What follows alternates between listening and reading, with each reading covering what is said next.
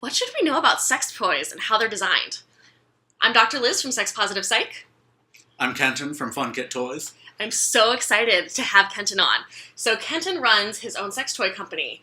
And do you want to tell folks about what Funkit does and how you got started? Yeah, I got started, I kind of just fell face first into sex toy design. I was pursuing, I got the Plan Parenthood Sexuality Education certificate, and I was just going to all the conferences and learning about sex stuff.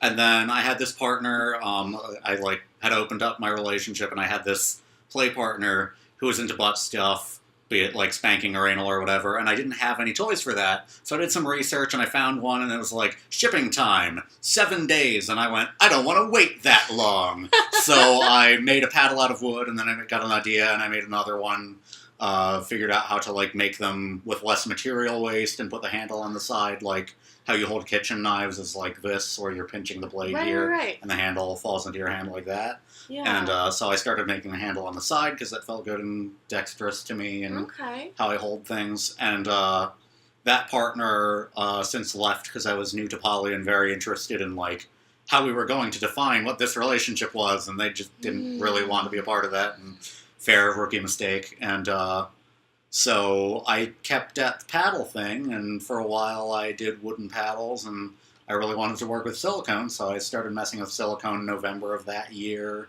and then my main partner broke up with me, and I suddenly had all sorts of free time.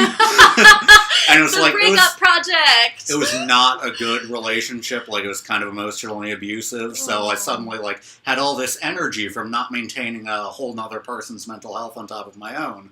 Yeah. And I threw that at Funkit Toys and designed stuff and got that started that April.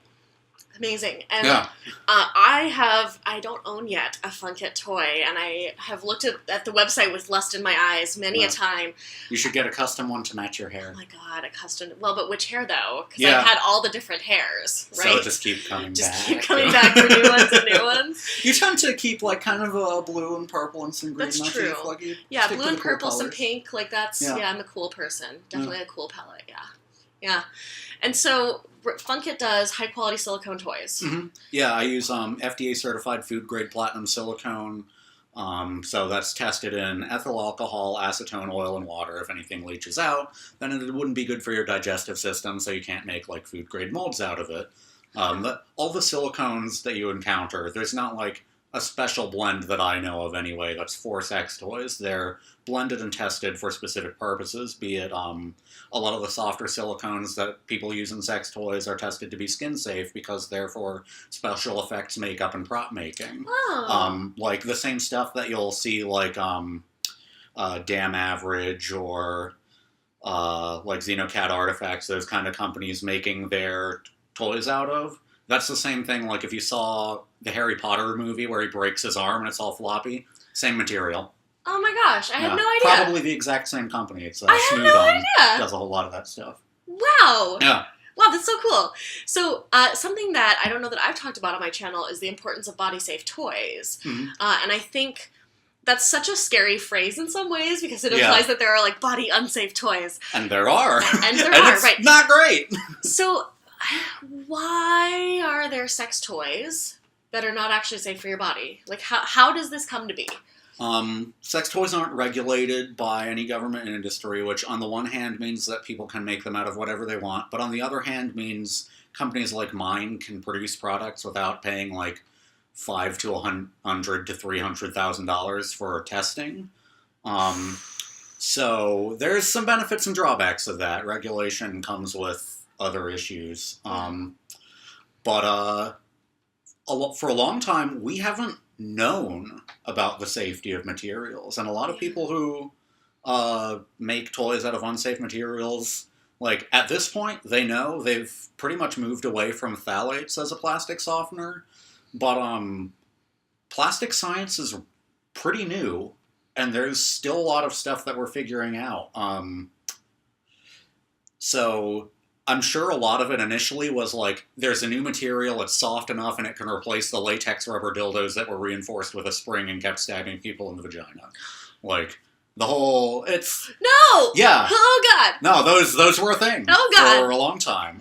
It'd be like, weird, like, peachy tone latex with, like, a metal spring in it, and over time the latex would degrade, and it'd come apart, and there's that little pointy metal spring in there. So, yeah, having crappy, like, PVC softened jelly rubber was for a time an upgrade, but now we have silicone, and silicone is decreasing in price, and I don't see a reason why we need to continue with that. Yeah.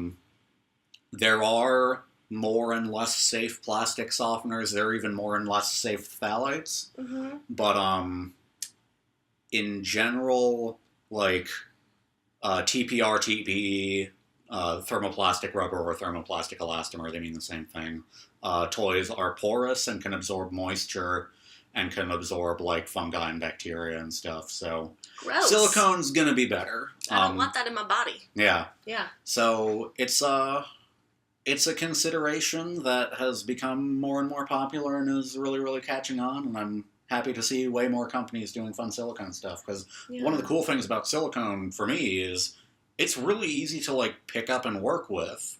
You can mix two parts together, and as long as you have a scale and a spatula and a bucket, basically, you can mix silicone. There's going to be like more skills and stuff to make a good toy. Like you have to know the anatomy and stuff and what you like and how to design for that.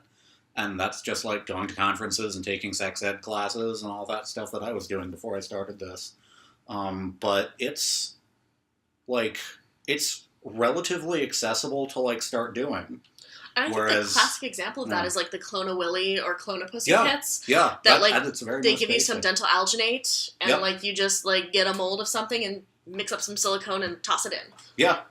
Yeah. Yeah, alginate is really easy. Smooth On makes a good safe one that doesn't have any like loose, unfun silica, which can be not so great for your skin. That would feel not good. Yeah. Yeah. But yeah, no, it's pretty doable to get into. Like, I definitely had some advantages going in. I had been messing with 3D printers, and my dad was a 3D printer hobbyist before I got started with this, so I perverted that device before getting my own. I mean, perverting things is what the game is all about, right? Like, it's all about perverting different things. Yeah, and like, I've been doing digital design in one form or another of 3D stuff.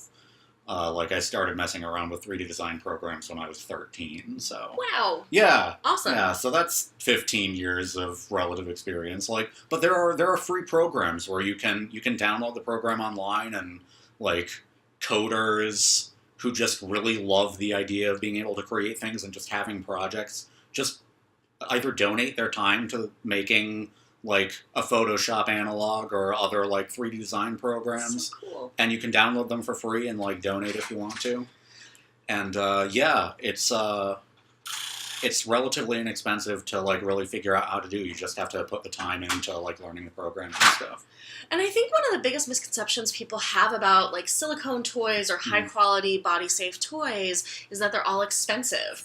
And that was true for a while. Like getting a silicone toy for a while was really expensive, but there are a ton of affordable things on the market these days.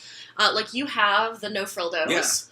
Yeah, when I first like really got started designing the toys and realized how much I was going to have to charge for them to make it like reasonably profitable and make a living on it, I really wanted to figure out how to make a super low budget silicone toy, because like I did the math, I knew it was possible, just like the blend of silicone I use is clear, and if things go wrong you can tell, so there's like a failure rate problem, there's a cost of that silicone, so I found a less expensive silicone, like the one I usually work with is the FDA certified food grade. The other silicone I make the no frildos out of, it hasn't gone through any of that testing. It's designed for mold making, and you don't need to put it through expensive testing to just make a mold out of it. But in my previous career as a chef, I learned to read material safety data sheets. So I go through all that stuff. There's no OSHA warnings that aren't like, don't get it in your mouth. It's weird. No, like, this is known to the state of California to cause cancer or birth defects. Right. There's no ingredients in it that are known to be unhealthy, so it's fine, and I can get it for cheaper, and it cures way faster. So using what I've learned about mold making and the style I do, I 3D print the molds, and so I have a hard plastic mold that everything comes out of, which is different from how most people do it. That is really different, yeah. Yeah, most people do a silicone mold and use a mold release to keep it from curing to each other. Yeah. So I figured out how to design toys that would be easy to pull out of that mold. So the silicone cures in half an hour. I can pour 6 of them at a time, and then, mess around on some phone game or do my accounting, and then 25 minutes later I mix up another batch, pull the toys out while they're in the vacuum chamber, and pour more silicone in. So, like, most of it is, like, cool. I can keep up with the demand of a lower budget thing. It doesn't have the same failure rate. It's a less expensive silicone. It's just a perfect storm of, like, me figuring out over, like, 2 years how I was going to be able to make something that would be affordable. So cool. Yeah. And what is the price on your no-frill dose? $24. $24?